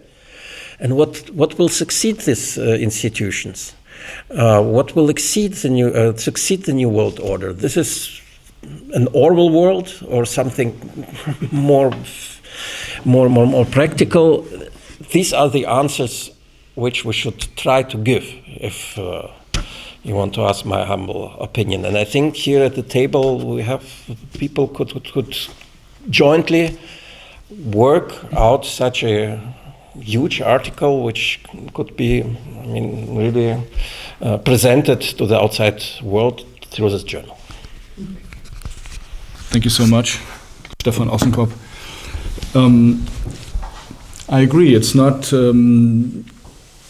we should use our imagination to see how the world would look like in 10, 20, 50 years. It'll be completely different than the world we have today.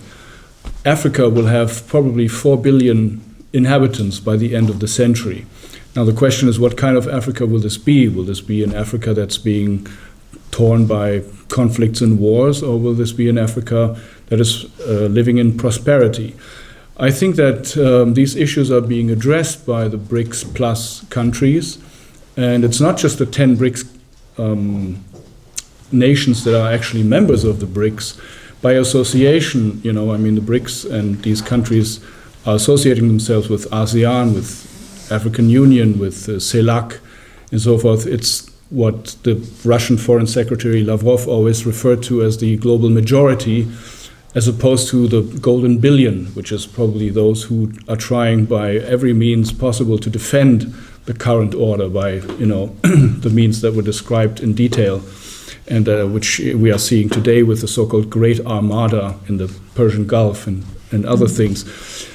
I think if we look at these, what the BRICS are doing, and in these countries, look at, for example, Ethiopia, a country people have no idea about. I mean, not you do have, but people here think poor country, you know, hunger bellies and so forth. It's a country of 120 million people, and our foreign secretary has just visited the country and was invited to build the greatest airport of Africa, which will be built there, and it will be greater than European airports. In last September, they have initiated and launched the greatest hydropower dam in Africa. They are now exporters of electricity to Sudan, to Djibouti, and so forth. They have sort of tried to manage the water issue with Sudan and Egypt.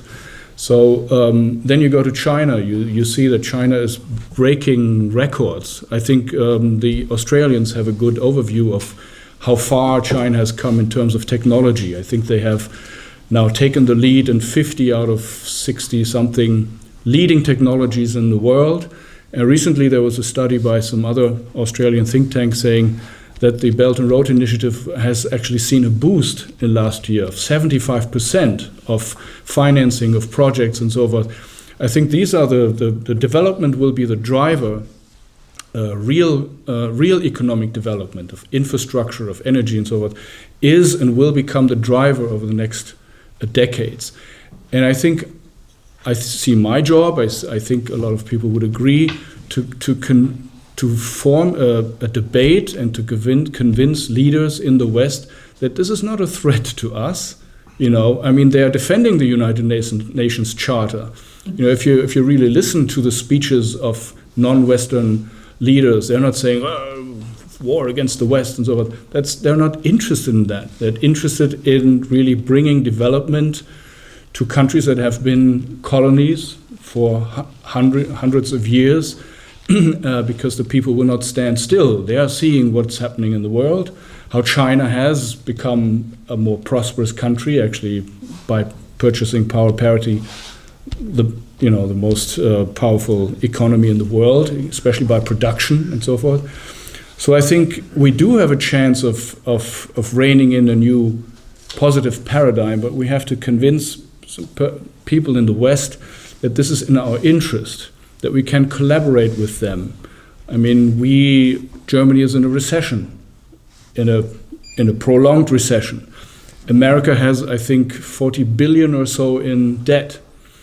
If you look at the recent Pentagon or the recent budget predictions, probably a third or more of the budget of the United States is going to either the defense sector or paying interests. So this is no, you have to see, you've mentioned the AI bubble, there are other bubbles, but if you look at the infrastructure, it's a third world country. It's not a modern country. Of course, they have their 11 aircraft carriers, and they're trying to use them still as a kind of a cannon boat. Do you say cannon boat? Like the British cannon boat diplomacy. But I think this is not a recipe that's going to last for very much longer, because if they, I mean, these countries now have hypersonic missiles, and I don't think that 2 or 3 aircraft carriers can resist an attack with hypersonic missiles. So I've said enough, but my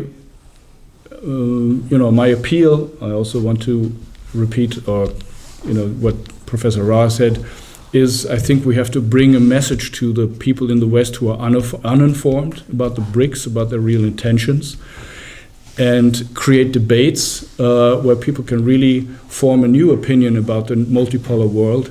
It's not a world with the law of the jungle. I think it's really a new paradigm of peaceful coexistence, and I think that the countries who are building this paradigm are clearly conscious of that. Yeah. Please. Sorry, can I have? Yeah, if I may. Oh, sorry. Just briefly. I mean, if I may add, I completely agree, and in fact, I think we often forget that sort of a quasi, new global order already exists. I mean, the BRICS Plus encompass 4.5 billion people, I think. I mean, that's more than half the world's population. Countries are lining up to join that organization, and the BRICS already have created an alternative payment systems, alternative systems for managing trade. So in a way, what we have now is almost like the world has reorganized itself. One could almost speak of the world minus the West. I think this is very much the situation we're in. If the golden billion were to disappear tomorrow, the world would already have a system, a post-Bretton Woods system to work with, to engage with each other, as they are already doing. I think it's important to really stress, the extent to which it is the U.S. and the wider Western system that is the major problem here. Because if we weren't, if we weren't there constantly causing trouble to this, to the BRICS Plus, they would already have a system for managing the world, on different grounds and according to different rules than the so-called rules-based order. That order already exists, and they are already managing their own affairs in that way. Of course, they can't do it to the full extent because we are there causing trouble all over the place. But that to a large degree, that new order already exists, and so I think maybe we should start thinking in terms of the world minus the West. I think that might be a more accurate description of where we're at right now. Our colleague over there was interested in intervening. Yes. Yeah, I would like to address another question or topic. The neoliberal world order we have seen the recent decade was a reaction of the existence of the Soviet Union. So the United States is deeply formed by anti-communism, and in the West in general as well. And it manifests itself in a situation we have today that the state in all Western countries is rapidly weakening. The German state, for example, has lost the ability to write its own laws. He has to ask law firms to do the work. And a company like BlackRock manages capital. When I recently checked, it was $12,500 just concentrating in BlackRock, and then there's Vanguard and State Street, and they own each other. And then you have the digital monopoles like Amazon, Microsoft, with unbelievable share of how to say it in English, and also they have the control of all the data. So we are confronted with the fact that the Western world is basically an oligarchy. But China and Russia are not, because if they would be an oligarchy, Russia was an oligarchy in the 1990s, but today I think it cannot be described as an oligarchy, because if it would be, Russia would disintegrate, because it's just too big as a country with 11 side zones and 150 small peoples. And the same goes for China and India. So a country with 1.5 billion people can only be managed by a strong state, and not by such a private state enterprise like the United States is today, or large parts of Europe as well. So what can we do with this large concentration of capital, which is the highest concentration of capital in the whole history of the world? The distance between a super rich person today and us is bigger than in the Middle Age between a lord and a peasant. We don't see it because we have an iPhone, we have a laptop, but the concentration of capital is beyond any imagination today. It cannot be corrected politically. It's not. We cannot imagine that some president is elected and he does what Putin has done to the oligarch in the early 2000s. We cannot imagine something like this in the Western world. But on the other side, we have to tackle the problem. We have to take back the states from the oligarchy. If we don't do it, we will continue to go down. And so what can be the solution? A revolution, but also a revolution will probably not solve the problem, because we are lacking the class consciousness. Most people do not even know that all the problems they see today, from ideology to poverty and economic stillstand, is connected to the oligarchical structure which we have in the Western world, especially in the United States. So to some extent, we have to revive socialism, or some kind of socialism, to tackle the problem. Maybe the answer will come from Asia, where still in China, at least, there's still a communistic party. It's up for debate what this means. But this question of the concentration of capital is usually not addressed. But I think it's an elephant in the room, and that's why I would completely agree with that. The point about finance capital distorting all of our priorities. I think that that's a huge part of the intransigence and the inability to adapt that you see in many countries, because so many things are dependent on donor networks and kind of a pre-existing for-profit media apparatuses and whatnot. So that's the unstated question, how to deal with that. I completely agree. But I do think that it's not quite that the state is withering away and being replaced by finance capital. I think it's more a merger. The state gets more powerful all the time when you consider how there are backdoors installed into social media and messaging platforms, how surveillance constantly expands. I mean, you can say, yes, it serves, who is it really serving? But like, in the end, the practical effect is this is a merger, regardless of who you think is ultimately in charge. And but what I wanted to respond to a previous point that came up is it's obviously very hard to forecast what the 2030s will look like, but there's one thing that I strongly do believe I can say with strong confidence, I feel, for that, for maybe 10 years from now, and that is the continued overperformance of what you might call the civilizational state, a state whose basis in its ability to rally its population to engage in civil society is based in something a bit more historic than just election cycles or a single dominant ethnic or ideological group.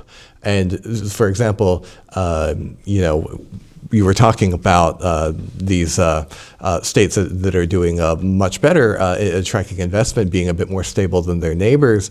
Most of these states are what I would call civilizational states, whether it's China or India, who are the most obvious examples of this, with thousands of years of history, their own schools of strategic thought, many of them by modern standards realist. I'll just throw that out there. Realism is the one truly non-Western IR theory, in my opinion, because you can find versions of it everywhere.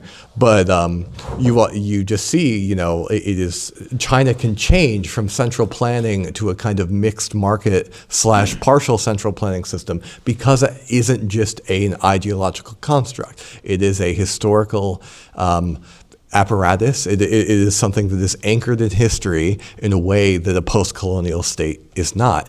And if you want to see it kind of like in the same region this going on, I mean, yes, look at Ethiopia, you know, which just in the 90s barely fought a Pyrrhic victory against Eritrea in the Badme War, where it had to appeal to international actors on its behalf. And now it's attracting investment and building itself up, albeit with many internal problems, as a kind of independent cultural pull. Ethiopia too is what I would call a civilizational state, something that has a deep history that goes back through multiple religions and ideologies and governments and types of government, and that is what gives it a stable bedrock. It's that ability to transcend the mere being tied to one particular kind of political or economic order. That makes it easier to reinvent your political order, because then you can say, well, we won't be ruining the state. You know, we're just doing what's in our own best interest, and our own best interest can change because we are a cohesive group or a cohesive bloc. And if you want to see compare contrast in the same region, I would say look at Iran and Turkey in the Middle East, and look at the Arab states. Not every Arab state is the same, obviously, but when you look at Turkey and Iran, they pull way more weight than other people, and that's because they have a distinct, I would say, character. In Turkey's case, it's much more national. In Iran's case, it's more civilizational, but it's a similar thing.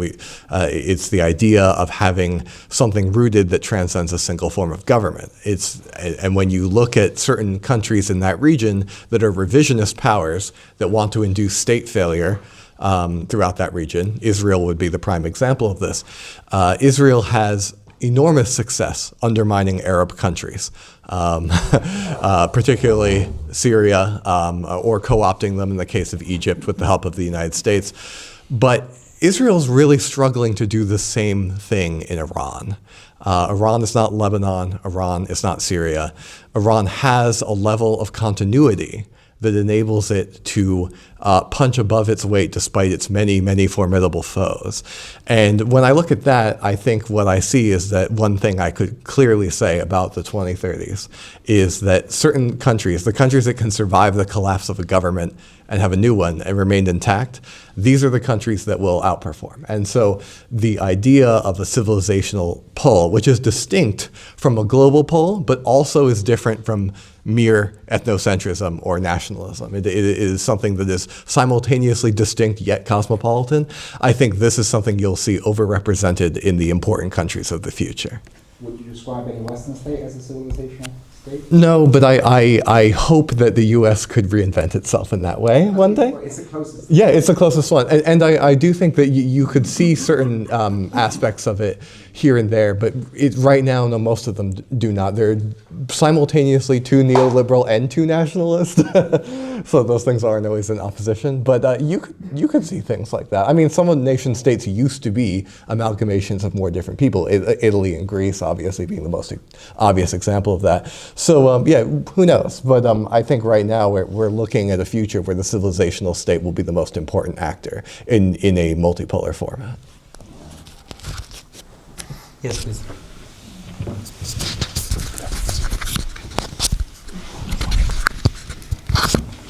So about the civilizational stake, my next question would be about Europe, but I also have another question. Although we are in favor of a multipolar world instead of the US hegemony, obviously, I don't see it automatically as a peaceful world order. So the big question is, how can we co-create a multipolar world peacefully? And then what role should or could Europe play if it becomes hopefully independent from the USA? And now the Western world order kind of died down because of its inner contradictions. And because it's double standards masked as the rules-based order, which says, oh, the UN Charter is only for other people, we don't follow it, became too obvious. And this is now one reason because it died. Or a third question is also because you said the West is dead. I think this Western order is dead, but there's still like the NATO pole, and then there's kind of the BRICS pole. So I don't think there is North-South, but I think there's still the Western order in the NATO, kind of, although I hope the NATO is falling apart as well, and the BRICS pole. So is it a multipolar world, or is it to become a bipolar world? And yes, which role could Europe or should Europe play, and how can we work with that on a peacefully co-creation of a multipolar world?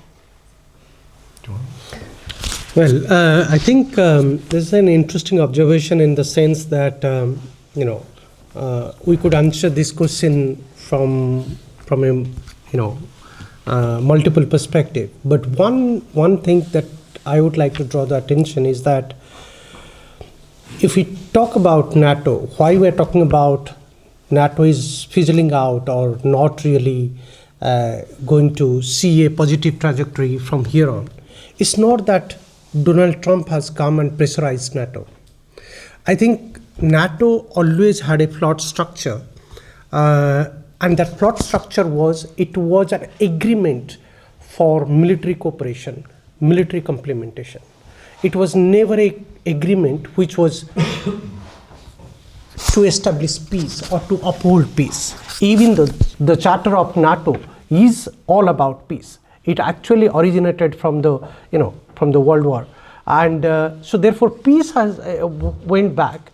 Peace was not the main focus of NATO, and in that context, your question is very interesting when you are asking what would be the role of Europe. I think the time has come, and this is what we are seeing, that it's been 4 years. The European community is unable to decide which way to go and which way to believe, and what would be their future trajectory. And I think this indecisiveness is not really the future of Europe. Taking a strong political decision, economic decision, and also a militaristic decision is in the interest of Europe. Europe as a club has survived. The time has come to think about that united forum of Europe, be it in military terms, having its own security and military, having a cohesive economic kind of formulations where all the countries would be benefited. That needs to exist. We cannot really, after the 4 years of Ukraine war, we cannot just say that, Europe is yet to decide or needs to decide or have to have a future army. No, the time has come to take a call, call an urgent meeting and take a call and pass a referendum at some level and agree to that game plan, minus US, that most of us are agreeing here.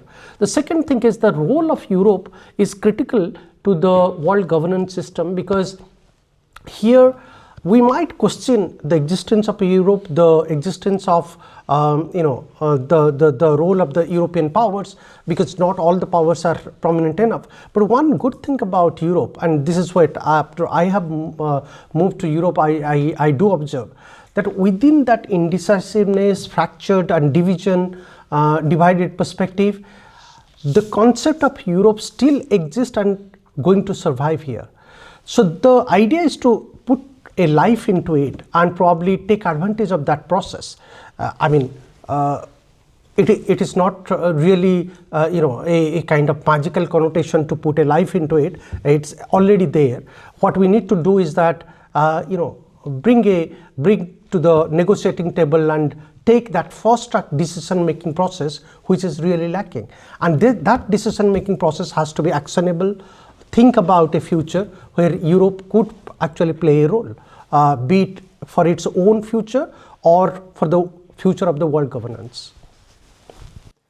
One more thing. We're really having a very fruitful discussion, but we are running short on time.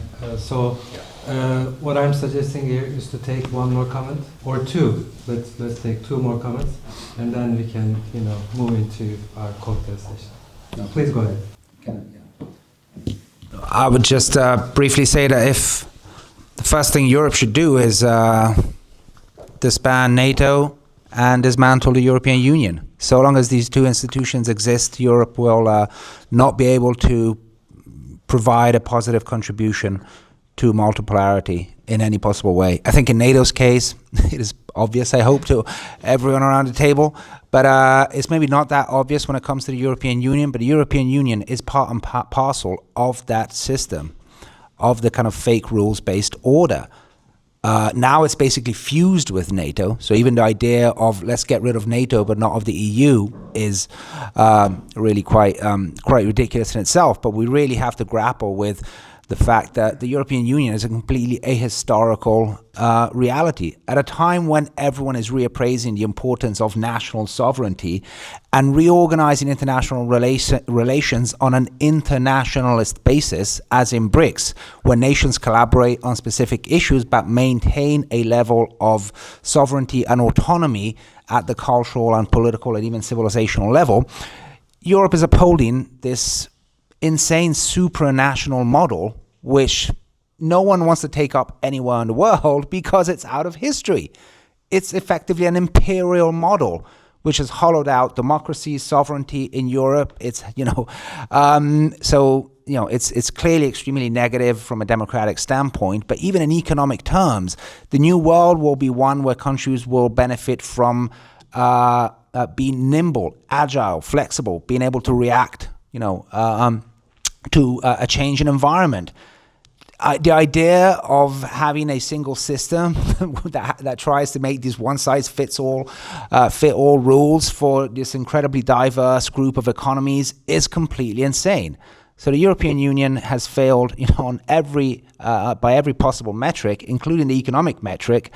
So I think, we should be very clear about this and stop engaging in illusions about reforming the European Union, because I think it's a structurally unreformable institution.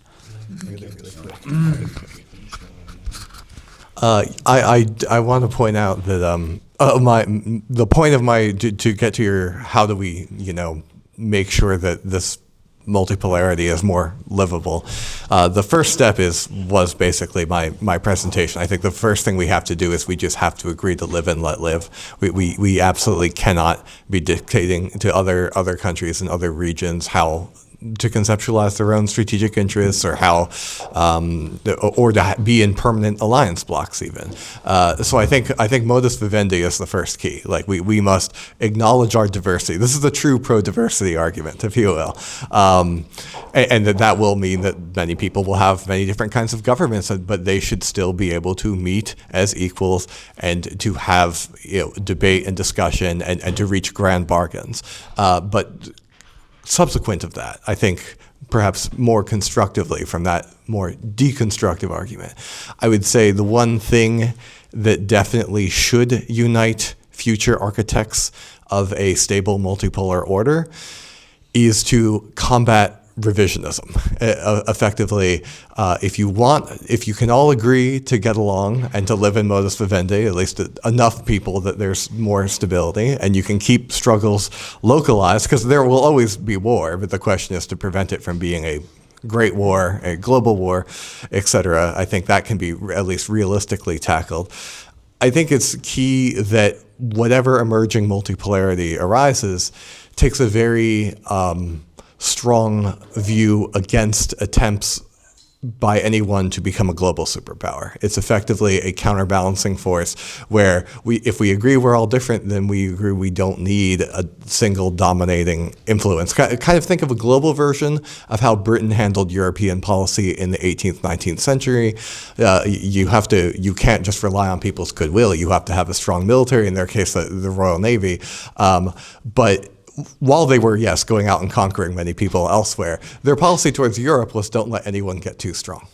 And this is what I feel like the future of alliances could be more constructively, is certain people who are just determined not to see a major revisionist power or powers try to carve up the world between them. And in this way, I think there's a good future for kind of new non-aligned leagues, if you will. People who are determined, their common interest is that no one should have a common interest. And they're able to effectively serve as kind of neutral buffer states to help facilitate effectively deconfliction tension zones between great powers. One final comment. Anyone else? Okay, let's do, but keep it short. Yeah, he hasn't spoken yet, so. Yeah. Thank you. Okay, one question to our English colleague. What do you think about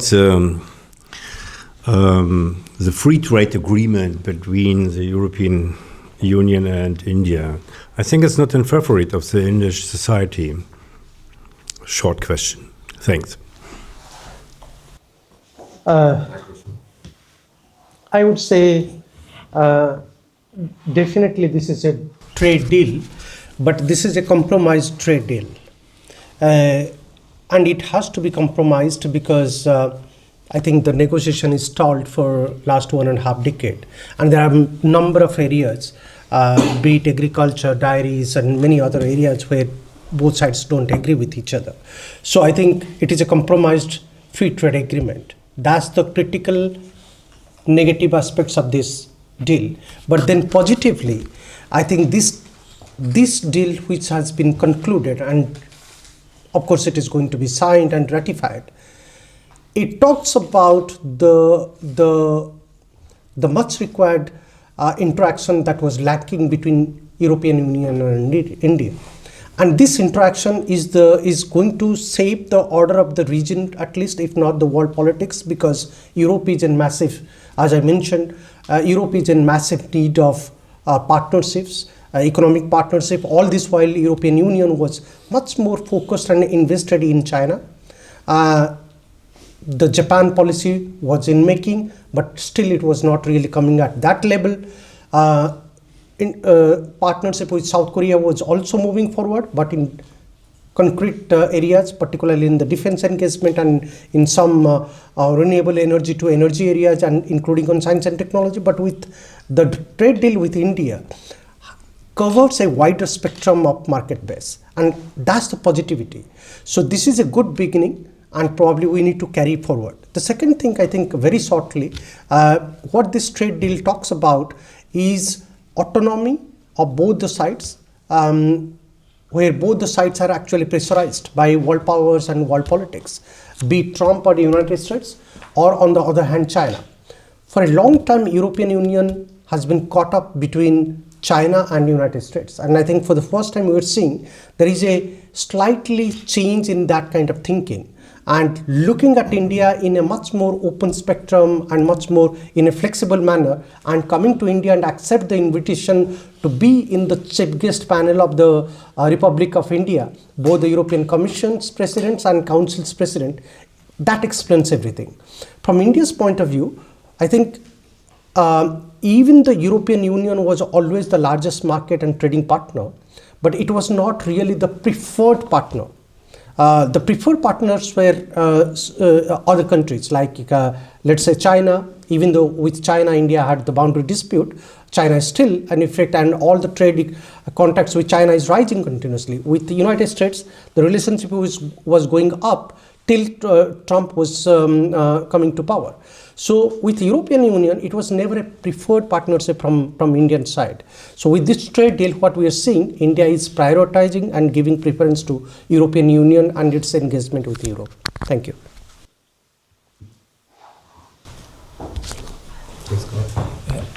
I just wanted to make a brief comment because the term civilization and state was mentioned, and the question how this is referring to Europe. And historically, Europe has a unique feature in this regard because it was united and it was not united at the same time. If we go back in history, Europe was united due to the church and Christianity, and later on through humanism and philosophies like Enlightenment and a deep exchange of culture, literature, music. So this was a unity which was fostered by culture, not by politics. At the same time, Europe was politically divided, but there was a kind of how to describe it, realm of culture, of resonance. For example, the the different styles of art, they resonated in the whole of Europe. The working class was present in every European country. The waves of revolution was springing from one country to the other. So Europe is connected, but not politically. And the question is, how can this be recreated in the 21st century in a moment when the European continent had lost the cultural memory of itself due to extensive Americanization? And so we have to understand what we have become after 80 years of Americanization and how we can revive the European features of our civilization. And of course, this has, if we just destroy the European Union, then there is a danger that every European state will be tied to the United States separately, or partly to Turkey, to Britain, and other surrounding powers. So we probably cannot create a European state because there is no example for it in European history, despite the Roman Empire.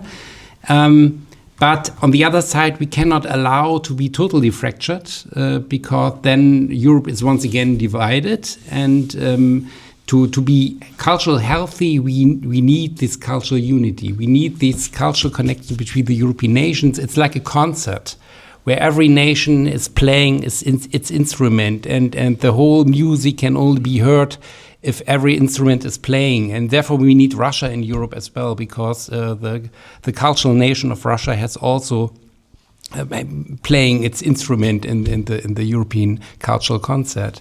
So this is just a brief. So I think, there is also an example how Europe can be a civilizational state, but it will not be a state like Iran or Russia or India and so forth. Yeah, more like this. Yes.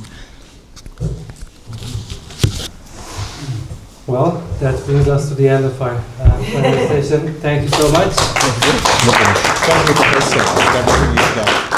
My pleasure.